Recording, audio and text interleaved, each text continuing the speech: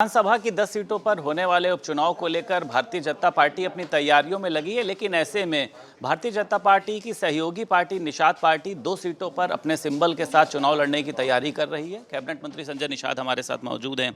मंझावा और कटहरी की बात आप लगातार कर रहे हैं, लेकिन चर्चा ये भी चल रही है कि भारतीय जनता पार्टी सहयोगी दलों को एक भी सीट नहीं देगी, तो कैसे चुनाव लड़ेंगे आप?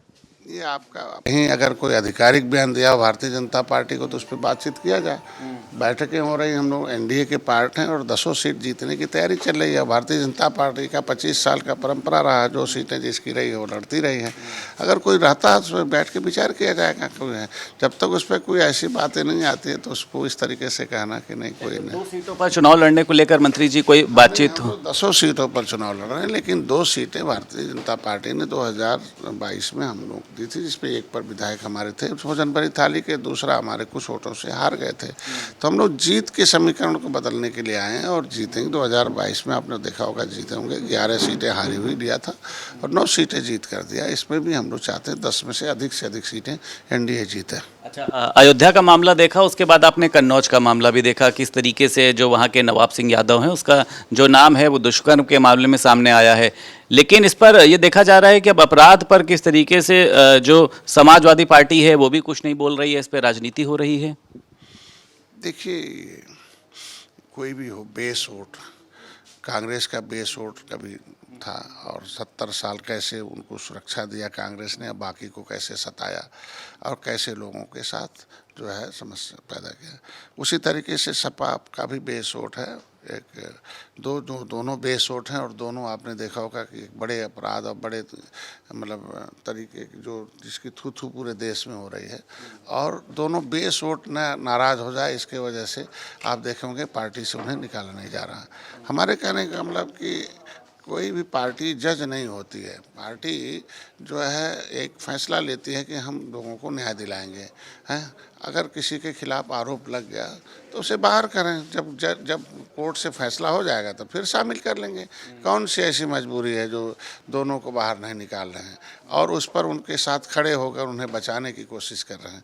तो इससे क्या होता है कि लगता है कि कुछ लोग ऐसे हैं कि जिनका फितरत ही है कि इन्हीं के सहारे चुनाव जीतना है। अयोध्या मामले में सभी ने देखा, एक कार्यवाही हुई, आप भी वहां पर पहुंचे, बुलडोजर भी वहां पर मौजूद रहा और किस तरीके से मोहित खान की जो बेकरी है उसको गिराया। आपको लगता है नवाब सिंह के मामले में भी इस तरीके की कार्यवाही होनी चाहिए, बुलडोजर चलना चाहिए ऐसे आरोपियों पर जो बच्चियों के साथ दुष्कर्म करते हैं?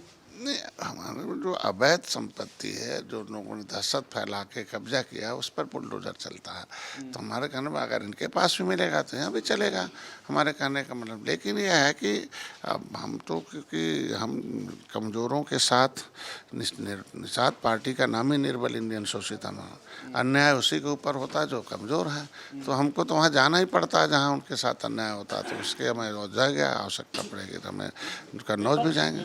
मंत्री जी, लेकिन ये कहता है कि कोई मुस्लिम अगर किसी मामले में लिप्त होता है तो तुरंत बुलडोजर चल जाता है, अन्य कोई मामला का नाम सामने आता है तो उसमें बीजेपी का बुलडोजर नहीं चलता है। नहीं, हम कहते हैं कि मुस्लिम है क्या, यादव थोड़ा मुस्लिम थोड़ी है, यादव हैं, अगर गलती के उनके ऊपर भी कार्रवाई हो रही है। कोई भी है, आप देखे होंगे कि बहुत लोगों पर कार्रवाई होती रहती है। ऐसा आरोप लगाना बेबुनियाद है। खाली विपक्ष अपने लोगों को, वह वोट बैंक हमारा बना रहा है, उसको लेकर वो लोग बयानबाजी देते रहते हैं, जिससे उनको पता चला कि हमारी आवाज़ समाजवादी पार्टी उठा रही है, इसलिए हम वोट देते रहे। आरक्षण को लेकर सर कुछ सुप्रीम कोर्ट ने कहा था कि क्रीमी लेयर का प्रावधान होना चाहिए, लेकिन केंद्र सरकार ने कहा कि इस पर कोई प्रावधान नहीं होना चाहिए। आप किससे सहमत हैं? सुप्रीम कोर्ट के फैसले से सहमत हैं कि केंद्र सरकार के फैसले से सहमत हैं? नहीं, हम तो कोर्ट के फैसले से सहमत हैं, क्योंकि कोर्ट का जो फैसला होता है, सुप्रीम कोर्ट, देखो, एक मानवीय आधार पर और संवैधानिक आधार पर फैसले लिए जाते हैं। आरक्षण की जो व्यवस्था हुई है वो यही एक आधार है कि कोई बड़े एक किसी टोकरी में चना रख दो तो मजबूत घोड़ा खा जाता, कमज़ोर घोड़ा नहीं पाता है। इसीलिए संविधान में आरक्षण की व्यवस्था दी गई, अनुसूचित जात पिछड़े कि इनको एक व्यवस्था दी जाए।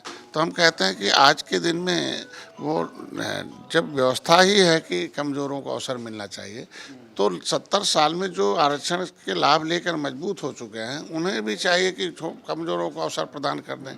ऐसा थोड़ी है कि हम वोट बैंक प्रभावित कर देंगे, बड़े हो गए हैं, नेता हैं, हमारे पीछे 2-4 हज़ार वोट है तो गरीबों का हिस्सा खा जाएंगे।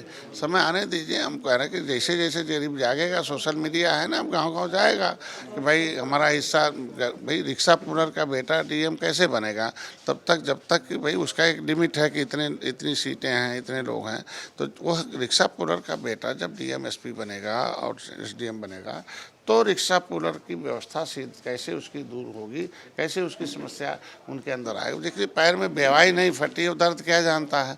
तो गरीब का बेटा जब जाएगा व्यवस्था के से, तो गरीब तो इसे व्यवस्था के शिकार है। तो अगर उसको हिस्सेदार बनाना चाहती सुप्रीम कोर्ट कि नहीं, आखिर ओबीसी में क्रीमी लेयर है तो एससी में क्यों नहीं क्रीमी लेयर होगा, एसटी में होगा? भाई कहाँ संविधान में लिखा कि नहीं होगा?